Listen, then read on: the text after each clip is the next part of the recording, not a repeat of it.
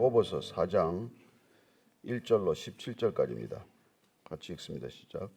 너희 중에 싸움이 어디로부터 다툼이 어디로부터 나느냐? 너희 지체 중에서 싸우는 정욕으로부터 나는 것이 아니냐? 너희는 욕심을 내어도 얻지 못하여 살인하며 시기하여도 능히 취하지 못하므로 다투고 싸우는도다. 너희가 얻지 못하면 구하지 아니하기 때문이요 구하여도 받지 못하면 정욕으로 쓰려고 잘못 구하기 때문이라. 가늠한 여인들이 세상과 벗된 것이 하나님과 원수됨을 알지 못하느냐?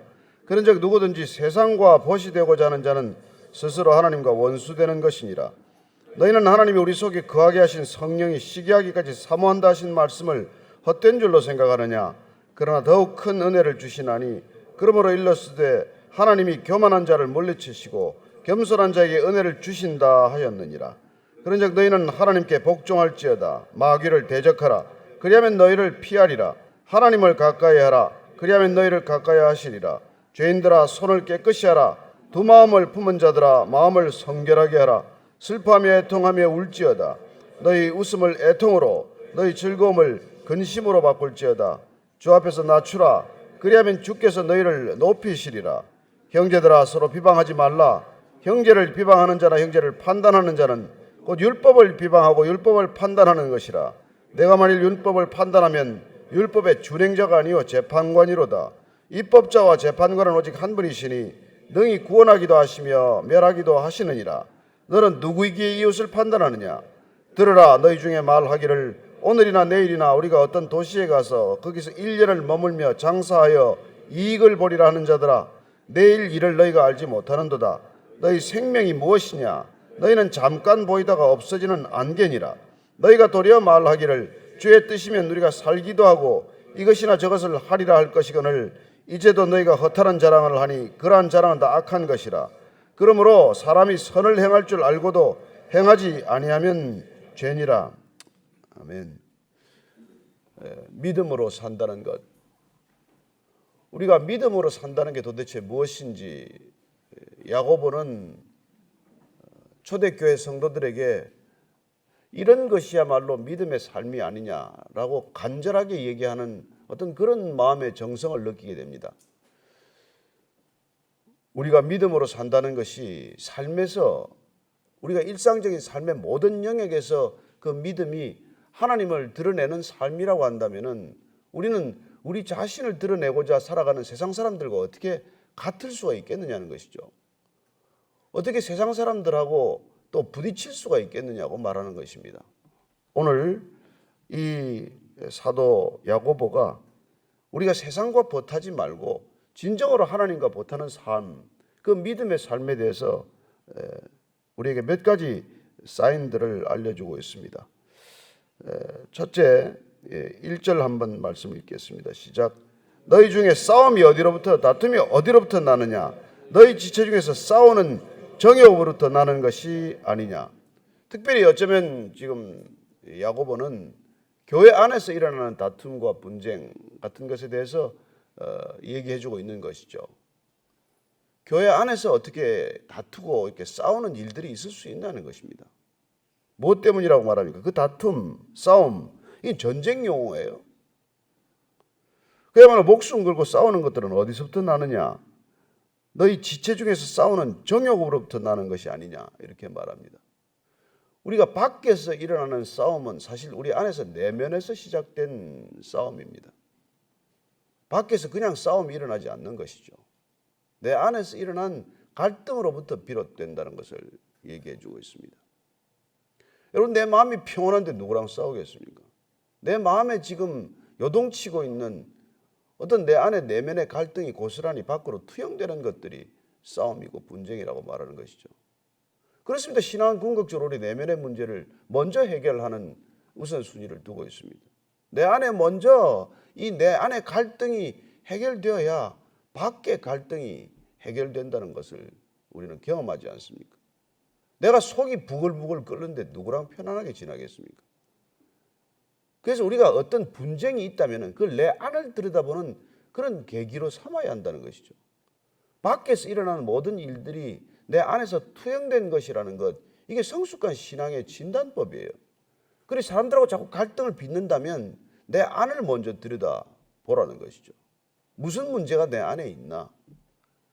내가 무슨 가족들하고 싸움을 하고 있다면은 자녀들하고 부부가 아니라 또 친구들 간에 무슨 계속 어떤 충돌과 갈등과 마찰을 빚고 있다면은 내 안을 먼저 들여다보는 것.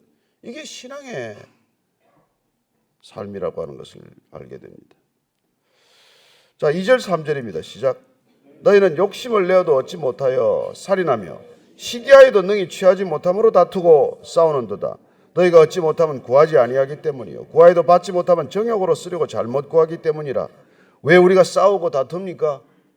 내가 원함이 있기 때문이죠. 뭘 원하는데 그걸 내가 원함대로 얻지 못하기 때문에 다투고 싸우는 것 아닙니까? 사람들은 자기가 원치 않는 것을 두고 싸우지 않죠. 동일한 것을 추구하기 때문에 부딪히고 싸우는 것이죠.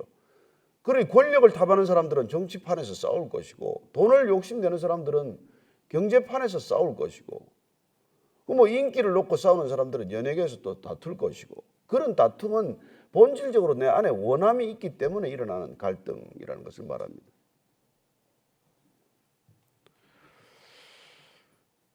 그렇습니다. 그렇지만은 이렇게 말하죠. 욕심을 내도 얻지 못하고 살인하며 시기해도 얻지 못하고 그렇게 다투고 싸운다는 거예요. 그런데 얻지 못하면 구하지 아니하기 때문이요. 이건 또 말이 엉뚱한 말이 나와요. 구하여도 받지 못하면 정욕으로 쓰려고 잘못 구하기 때문이다. 우리가 구해야 할 걸 구하지 않고 구하지 말아야 할 것들을 구하기 때문에 일어나는 분쟁들이라는 것입니다. 주님께서 우리에게 뭐 구하라, 찾으라, 두드리라, 구하면 얻을 것이고 찾으면 찾을 것이고 두드리면 문이 열릴 것이라고 말씀해 주셨습니다. 그러나 우리가 그 말을 믿고 그냥 뭐 모든 걸 구하면 다 얻게 됩니까? 우리가 구해야 할 것을 구하고 찾아야 할 것을 찾고 두드려야 할 문을 두드려야지, 내가 원하는 것이 모든 기준이 되어서 그렇게 구하고 찾고 두드린다고 모든 게 다 이루어지면 누가 다 그리스도인이 되지 않겠습니까? 그래서 우리가 구해야 할 것을 구하지 않기 때문에 얻지 못하는 것이고, 구하지 말아야 할 것을 구하다가 결국은 그렇게 충돌하고 부딪히는 것을 경험하는 것이죠.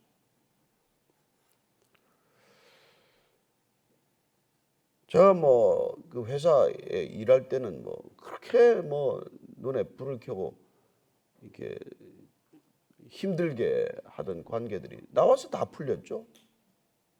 내가 뭐 나오니까 뭐 그냥 이 사람도 밥 먹자, 저 사람도 뭐 한번 차 한잔 하자. 이제는 그 회사 안에서 부딪힐 일이 없지 않습니까? 그전에는 그냥 존재 자체가 부담스럽고 거북하고 그냥 그렇게 불편하지만은 내가 뭐 그 밖에서 나오니까 그런 관계가 일순간에 정리되는 것 아니에요. 그렇다고 여러분들이 뭐 회사 다 그만두고 신학교 가라는 얘기도 아니에요. 신학교 가면 또 신학교에서도 그래요. 신학교에서도 제가 보니까 어떤 친구는 제가 이게 이제 영어가 잘 안 들리고 하니까 꼭 노트를 좀 빌려달라 했는데, 정말 그냥 뭐 내일처럼 빌려주는 친구가 있는가 하면 꼭 움켜쥐고 또 안 빌려주는 친구가 있어요. 한국 친구들은 안 빌려줍니다. 모르죠. 뭐 잘못 적어서 부끄러워서 안 빌려줄 수도 있겠지만, 그러나 뭐 미국 친구들은 그냥 뭐 기쁘게 보내줘요. 강의한 그냥 파일을 그냥 그 순간 보내줍니다. 정말 참 도움을 많이 입었는데, 그러나 어쨌건 뭐 또 그 안에서도 또 점수를 놓고 다투기도 하고 그러죠. 어쨌건 같은 것을 욕망하기 때문에 생기는 갈등이라는 것입니다. 우리가 부딪히면은 내 안에 어떤 욕망이 있는지를 내 스스로 자각하는 것이죠. 내가 무엇 때문에 저 사람이 불편한가? 저 사람 때문이 아니라 내 안에 있는 욕망 때문이란 말이에요. 가늠한 여인들아, 세상과 보탠 것이 하나님과 원수됨을 알지 못하느냐? 그런즉 누구든지 세상과 보시되고자 하는 자는 스스로 하나님과 원수가 되는 것이니라. 그리고 참 3절 보면은 우리가 구해도 받지 못하면 정욕으로 쓰려고 잘못 구하기 때문에 하나님께서 정욕을 따라 구하는 것들 잘 안 줍니다. 신앙에 입문했을 때 보면은 초장에 뭐 기도도 잘 들어주고 하니까 뭐 하나님 정말 나를 사랑하시나 보다, 모든 걸 다 들어주시나 보다 하지만은 조금씩 신앙 안으로 깊이 들어가면 어떻습니까? 내 원하는 걸 들어주지 않아요. 궁극적으로 우리가 신앙 안에 성숙한다는 것은 하나님이 원하시는 것을 우리가 깨닫고 내 소원이 하나님의 소원과 일치하도록 해가는 과정이지, 내 소원 가운데로 하나님을 끌어당겨서 어떻게든지 내 소원을 이루고자 하는 그런 신앙, 미숙한 신앙 안에 하나님이 우리를 용납하지 않습니다. 점점 신앙 안으로 걸어 들어갈수록 하나님의 뜻을 분별하도록 하시고 하나님의 뜻이 우리 뜻 안에 겹쳐지도록 하나님께서 우리를 이끌어 가시는 것이죠. 그래서 우리가 이 세상과 벗된다는 것은 하나님과 원수되는 일이다 이렇게 말합니다. 극단적으로. 그럼 우리가 하나님과 이렇게 벗된 일이 왜 일어났습니까? 세상으로부터 돌이켰기 때문에 하나님과 친구가 된 거예요. 세상을 향해서 줄다름 치던 내 인생의 발걸음을 돌이켜서 하나님께로 돌이켰더니 이른바 회개했더니 하나님께서 그 회개를 귀하게 여기시고 그리고 하나님께서 자녀로 삼아 주신다는 것이죠. 그러니 세상과 벗되기 위해서 구하는 모든 것들을 하나님께서는 일일이 다 들어주실 리가 없죠. 하나님께서는 어떻게 말씀하십니까? 5절 6절입니다. 시작. 너희는 하나님이 우리 속에 거하게 하신 성령이 시기하기까지 사모한다 하신 말씀을 헛된 줄로 생각하느냐? 그러나 더욱 큰 은혜를 주시나니 그러므로 일렀을 때 하나님이 교만한 자를 물리치시고 겸손한 자에게 은혜를 주신다 하였느니라. 하나님이 우리 속에 거하게 하신 성령이 시기하기까지 사모한다. 하나님 우리에게 성령을 보내주셨어요. 우리 안에 성령이 계십니다. 그 성령이 원하는 것과 우리가 원하는 것이 충돌하게 하므로 우리가 원하는 것을 하지 못하게 하기 위해서 성령을 보내주셨다는 것 아시죠? 모르십니까? 모르고 성령 충만을 구하십니까? 큰일 났구만. 여러분 우리가 원하는 것을 하지 못하게 하기 위해서 성령을 보내주신 거예요. 죄된 속성대로 살지 않도록 성령을 보내주신 것입니다. 육신이 원하는 것을 따라 행하지 않도록 성령을 따라 구하게 하시도록 우리 주님께서 약속하신 성령을 보내주셨습니까? 그러니까 우리가 신앙 안에 점점 들어갈수록 내 안에 내면적 갈등이 커져요, 안 커져요? 더 커집니다. 그래서 빨리 정리가 돼야 돼. 그게 빨리 결정이 되면 샬롬, 평강이 오는 것이고 그걸 계속 실험하고 밀당하고 줄다리기 하면 계속 피곤한 것이죠. 점점 힘들죠. 그래서 하나님께서 교만한 자를 물리치고 겸손한 자에게 은혜를 주시고 더 큰 은혜를 주신다는 거예요. 그럼 우리가 성령의 음성을 따라 점점 순종하기를 시작하면 하나님께서 그때부터 은혜를 주시기 시작하는데 이 은혜가 감당할 수 없는 은혜가 되는 거예요. 그래서 그동안 한 번도 감사해 본 적이 없는 삶이 무슨 일인지 하나도 된 일은 없는데 모든 게 다 감사한 거란 말이에요. 그래서 나중에는 병을 알아도 병을 주셔 감사합니다. 뭐 재산을 거두어가도 재산을 다 거두어가서 감사합니다. 무슨 심지어는 부인을 잃어도 감사합니다. 아 그건 조금 잘못하면 이상하게 들리겠는데 하여튼 그렇게 우리가 모든 걸 감사하게 되는 것이죠. 무슨 우리가 내 원하는 게 이루어져서 감사한 게 아니라 하나님이 나의 아버지여서 감사하고 그냥 모든 것이 감사합니다. 정말 항상 기뻐하고 쉬지 않고 기도하고 범사에 감사하는 게 어렵지 않다는 것을 알게 됩니다. 그냥 그게 자연스럽게 되는 것이죠. 내가 그래서 내면의 태도가 결정이 되면 모든 게 쉬워집니다. 결국은 신앙은 내 내면의 태도를 점검하는 일이에요. 왜냐하면 내 태도가 인생의 고도, 은혜의 고도, 삶의 고도를 결정하기 때문입니다. 그래서 결국은 내가 나를 붙들고 있던 내가 나를 놓아버리면 나는 그때 비로소 말씀과 성령의 날개로 날아오르기 시작하는 것이죠. 늘 될 것 같은데 그냥 비행기 활주로에서 빙빙 돌고 이렇게 뜨지 못하는 인생이 있어요. 아무리 신앙생활을 오래 하는데도 이렇게 비상하는 신앙이 아니라 그냥 가까스로 땅에서 벌벌벌 기어가는 신앙들이 있습니다. 놓지를 못해가지고. 그럼 나를 놓아야 뜰 텐데 마치 뒤에 고리가 걸려 있는 것처럼 내가 나를 붙들고 있는 거예요. 그래서 신앙이 비상하지 못하는 것이죠. 근데 내가 너를 놓는 순간 마치 고무줄에 풀려난 글라이더처럼 이렇게 비상하는 신앙을 경험합니다. 그럼 우리는 성령 세례, 성령 충만이라고 말하지만 사실은 자아가 충만하던 걸 우리가 이렇게 내려놓는 일에서부터 비롯되는 것이죠.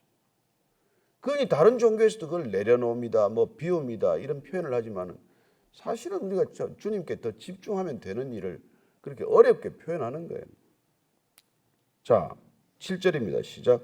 그런즉 너희는 하나님께 복종할지어다. 마귀를 대적하라. 그리하면 너희를 피하리라. 하나님을 가까이 하라. 그리하면 너희를 가까이 하시리라. 죄인들아 손을 깨끗이 하라. 두 마음을 품은 자들아 마음을 성결하게 하라. 하나님께 복종하라. 하나님께 복종하라. 그리고 마귀를 대적하라는 거예요. 마귀를 대적하는 길은 하나입니다, 여러분. 우리 힘으로 대적이 안 됩니다. 우리가 에베소서 6장 말씀처럼 전신갑주를 입는 일이죠. 사실은 전신갑주 안에 우리가 피신하는 길 아닙니까? 마귀를 대적한다는 것은 내가 나가서 싸우는 게 아니에요. 하나님 안에 들어가는 일이에요. 그러니까 하나님을 가까이 하는 것이 마귀를 대적하는 것이지, 하나님을 떠난 사람들이 마귀를 대적할 길이 어디 있어요? 마귀의 밥이죠. 그래서 우리가 하나님 안에 머물러 있으면 마귀가 피한단 말이에요. 그러니까 우리가 그리스도 안에서 걸어가면 마귀가 피해야 마땅한 일 아니에요. 그러니 우리가 그리스도의 이름에 힘입어 우리가 명령할 수 있는 존재가 되는 것이죠. 내가 나사렛 예수 그리스도의 이름으로 명한다. 이렇게 우리가 명할 수 있는 존재가 되는 것이고, 그때 우리는 마귀를 대적하는 것이고 마귀를 두려워하는 것이 아니라 마귀가 우리를 두려워하는 존재가 되는 것이죠. 그래서 우리가 마귀를 대적하는 길은 딱 하나입니다. 하나님을 더 가까이 하는 것, 아니 하나님 안에 머무르는 것, 성령이 내 안에 내주하심을 우리가 기억하고 그 내주하시는 성령을 거스르지 않는 것, 그게 우리의 유일한 비결이죠. 죄인들아 손을 깨끗이 하라. 두 마음을 품은 자들아 마음을 성결하게 하라. 우리가 다 두 마음 품고 살거든요. 오늘 아침에도 두 마음을 품다가 여러분이 성령의 음성을 듣고 온 거 아니에요?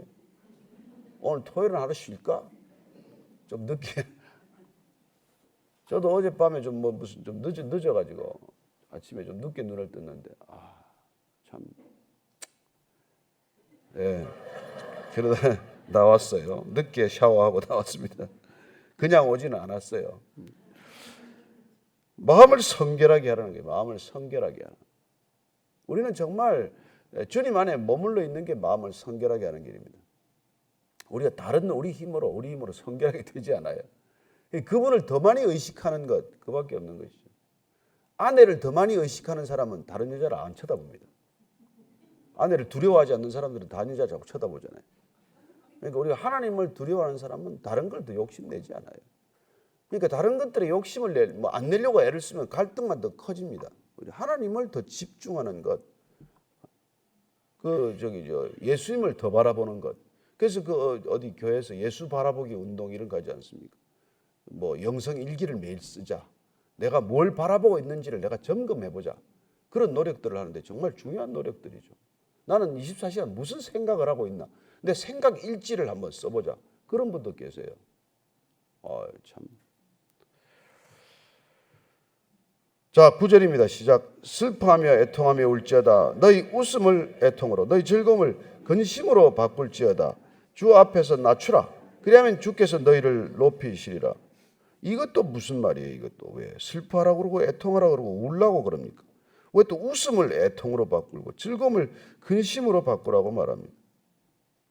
왜냐하면 이게 우리가 신앙 단계에서 이제 성숙의 단계로 넘어가는 징조들이에요. 그래서 주님께서 팔복을 말씀하실 때 먼저 심령이 가난한 자들아 복이 있나니 천국이 저희 것입니다. 애통하는 자들, 그 애통을 우리에게 복으로 말씀하고 계십니다. 세상에 애통하는 사람들 누가 복되다고 합니다. 그러나 우리는 애통할 줄 아는 사람이란 말이에요. 그건 공감의 능력이 생겼다는 것이고 우리의 영성이 회복되고 있다는 증거란 말이에요. 우리가 예를 들어서 한센시 병, 그건 고통을 모르는 병이에요. 그러니까 우리가 영적인 한센시 병에 걸리면 남의 고통이 전혀 내가 전해지지 않는 삶을 산단 말이에요. 그니 이 땅에 얼마나 많은 고통들이 있습니까? 하나님은 24시간 고통하는 하나님이다 이런 표현을 쓰시는 까닭은 인간과 고통을 교감하기 때문에, 공감하기 때문에 그분은 그렇게 고통하시지만 우리는 스리랑카에 몇백 명이 죽었건 무슨 지진이 나서 수천 명이 죽었건 강원도 산불이 났건 이런 게 공감이 되지 않는 상태로 넘어간 것, 이게 우리가 얼마나 심각한 영적 질병인지를 모르고 사실 살아가는 거 아니에요. 근데 우리가 정말 슬퍼할 일에 슬퍼하고, 그 로마서 12장에 가면은 그거 아닙니까? 우리가 슬퍼하는 사람과 슬퍼하고, 우는 자들과 같이 울고, 웃는 자들과 같이 웃는 것, 그게 신앙의 삶이고 믿음의 삶이라는 거예요. 다 단호한 믿음, 결연한 의지를 가지고 어떤 풍파가 치더라도 나는 남이 어떤 소리를 하더라도 난 내 갈 길만 간다. 이런 길이 우리 인생의 신앙의 길이 아니라, 그래서 신앙의 길이라는 게 때로 보면 너무나 비효율적이고 비경제적인 삶을 살기 시작하는 거예요. 왜 그렇게 저 사람은 지 일이나 안 하고 남의 일에 저렇게 쫓아다니나, 그런 소리를 들을 수 있어요. 그러나 안타까운 마음으로, 어찌할 수 없는 마음으로 그렇게 남의 불행을 그렇게 지나치지 않는 삶으로 우리가 걸어가는 것이죠. 그래서 슬픔을 웃음을 애통으로 바꾸고 즐거움을 근심으로 바꾸고, 그렇게 되는 것이 우리가 주 앞에서 낮아지는 삶이라고 말합니다. 그러면 주께서 우리를 높이신다는 거예요. 인생의 가장 큰 비극은 뭡니까? 내가 나를 높이다가 고꾸라지는 인생이 되는 거예요. 그래서 내가 나를 높이는 태도를 교만이라고 합니다. 교만, 그죠? 근데 교만한 사람들의 특징이 뭡니까? 교만이, 우리하고 결혼하면은 우리가 딸을 하나 낳는데 그 딸 이름이 시기랍니다. 그래서 교만하고 결혼하면 큰일 나요. 교만한 인생의 특징이 시기심이 많은 거예요. 남이 잘 되면 못 삽니다. 그래서 우리나라 사람들이 사촌이 논을 사면 배가 아프다는 그런 말이나 만들어서, 사촌이 논을 사면 기뻐해야 되는 게 정상적인 삶이지, 그게 배가 아픈 게 정상적인 사회가 아니지 않습니까? 그런데 우리 사회가 얼마나 교만한 사회인지 모릅니다. 조금 먹고 살만하니까 이렇게 교만할 수가 없어요. 사실 어떻게 보면 중국도 그런 과정을 거치고 있고, 개발하는 도상국가들이 다 그런 과정들을 거치는데, 못 살다가 조금 살기 시작하면 그냥 교만이 하늘을 찔러요.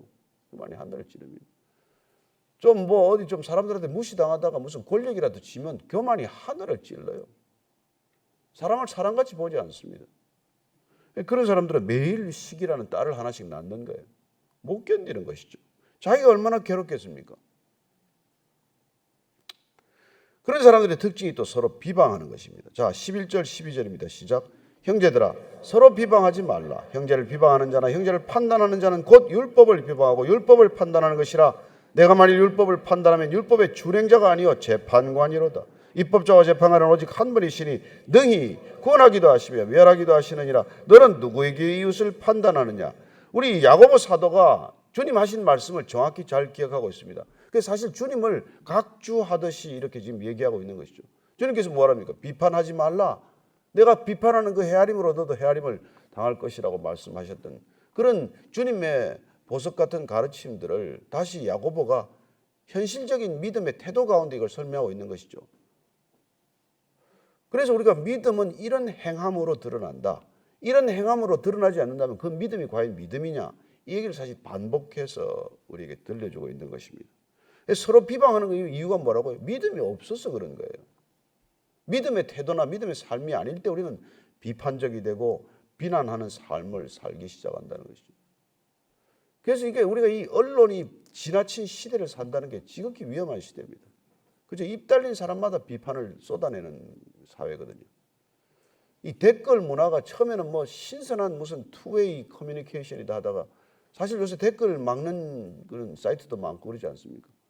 유익한 댓글은 있을 수 있지만 그냥 비방을 쏟아넣는 댓글들 때문에 견딜 수 없는 사람들이 그걸 차단해 버리는데, 서로 비방하는 이유가 뭔지를 오늘 정확하게 말씀하고 있습니다. 그건 하나님을 판단하는 것과 마찬가지라는 거예요. 내가 판단자, 내가 주관자, 내가 신의 입장에 올라가 있기 때문에 누군가를 그렇게 비방하기 시작한다는 것이죠.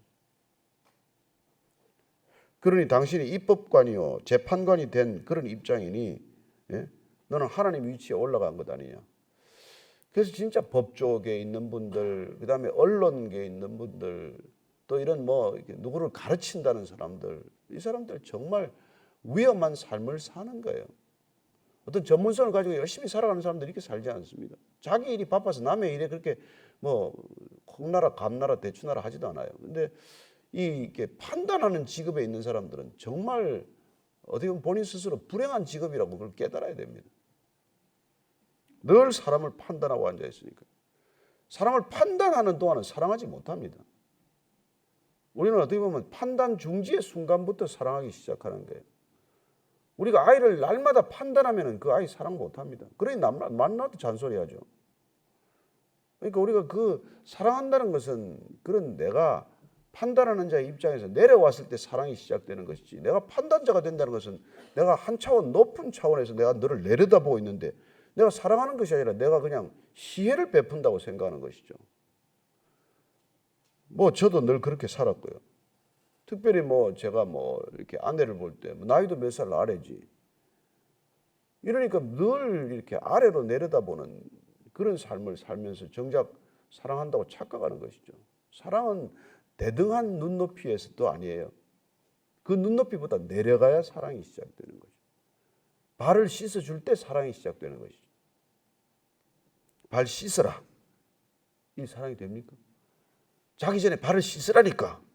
안 된다는 거예요. 그런데 그 아이를 데려가서 발을 씻어서 목욕을 시켜서 우리가 재우는 것은 사랑이 되는 거란 말이에요. 사랑한다는 게 쉬운 일입니까? 자존심이 생긴 이후로 우리는 사랑해 본 적이 없어요. 그냥 고작 나를 좀 사랑하려고 애를 썼을 뿐이지. 그래서 우리가 신앙인으로 들어간다는 것은 그 껍질을 몽땅 깨버리고 우리가 낮아지는 삶으로 들어가는데 그 여러분 누가 그걸 하겠어요? 그게 다 그냥 믿는다고 착각하고 사는 거예요. 뭘 믿는데? 믿어서 싸운다고요? 믿어서 십자가를 걸어놓고 그 밑에서 다툰다고요? 그러니까 그런 자가당착, 말이 안 되는 삶을 밖에 있는 사람들 다 알아요. 저들은 정말 사랑이 없구만. 또 우리끼리는 사랑하는 형제님. 그러니 그걸 가증스럽다고 표현하는 거예요. 가증스럽다고 표현하는 거예요. 그래서 그 예수님이 이게 독사의 자식들아 이렇게 말하는 거예요. 그렇게 사는 게 회칠한 무덤이다 이 말이에요. 세상이 안 좋으면 안 좋다고 얘기하죠, 노골적으로. 근데 이건 안 좋아도 형제님. 참, 골치 아픕니다. 그러니까 기분이 나쁘면 형제라고 부르지 마세요. 그러지 말고 오늘 제가 말하고 싶지 않습니다. 기도를 좀 해주십시오. 차라리 이렇게 부탁을 하든지. 그게 솔직한 거죠. 저는 그게 우리가 다음 세대를 신앙 안으로 끌고 들어오는 가장 좋은 길이라고 믿습니다. 아이들한테. 그래서 아이들한테도 제가 야 오늘 누구야? 아빠가 오늘 너무 힘들어서 오늘 교회 못 가겠다. 네가 좀 대신 갔다 와라. 네, 그렇게 하려는 게 아니고 그런 정도로 자녀들과 이겠지 솔직한 관계를 나눌 수 있어야 된다는 거예요. 목에 뭐 개목줄 걸린 듯이 그렇게 예배를 가면서 애들까지 자는 애들까지 깨워가지고 그렇게 오니까 자기도 기쁘게 교회 안 가면서 애를 그렇게 닥달해가지고 데리고 오는데 누가 기쁘겠어요? 그러니 예배가 기쁨이 아니라 예배가 의무가 되고 예배가 그냥 숙제가 되고 예배가 그냥 끔찍한 거예요. 또 일요일이야? 그런데 우리 교회가 소문이 났어요. 한 달에 한 번 한다며. 그건 갈만하다고. 지난주 누가 왔어요? 평생에 처음 왔는데 왜 왔냐 그랬더니 한 달에 한 번이라서 그건 할만하다고 왔다는 거예요. 설명하는데 시간이 좀 걸리겠죠. 13절 이하를 읽고 마칩니다. 시작. 들으라 너희 중에 말하기를 오늘이나 내일이나 우리가 어떤 도시에 가서 거기서 1년을 머물며 장사하여 이익을 보리라 하는 자들아 내일 일을 너희가 알지 못하는도다. 너희 생명이 무엇이냐? 너희는 잠깐 보이다가 없어지는 안개니라. 너희가 도리어 말하기를 주의 뜻이면 우리가 살기도 하고 이것이나 저것을 하리라 할 것이거늘 이제도 너희가 허탄한 자랑을 하니 그러한 자랑은 다 악한 것이라. 그러므로 사람이 선을 행할 줄 알고도 행하지 아니하면 죄니라. 우리가 이게 지금 유주정 너희들이 왜 싸우는지 아냐? 주제를 몰라서 그렇다는 주제 파악이 안 돼서 그렇다는 것입니다.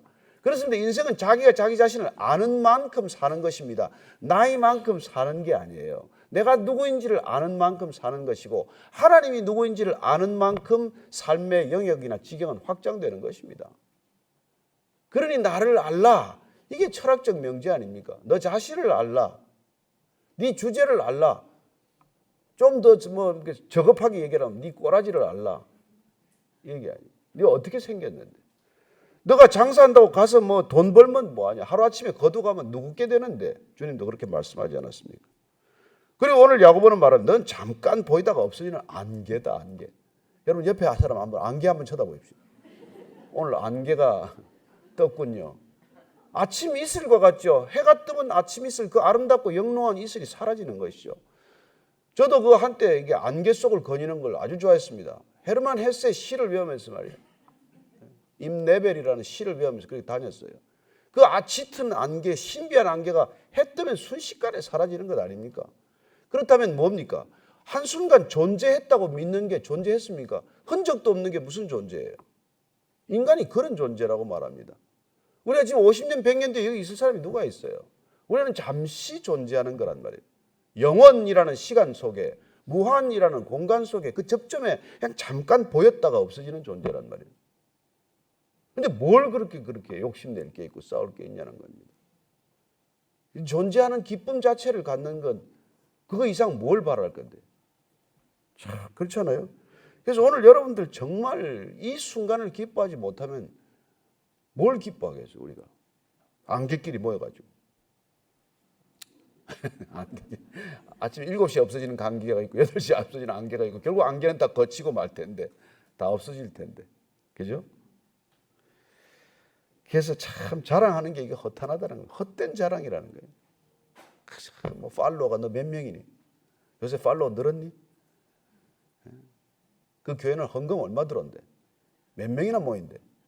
그런 자랑들을 자랑 아닌 자랑을 하는 것이죠.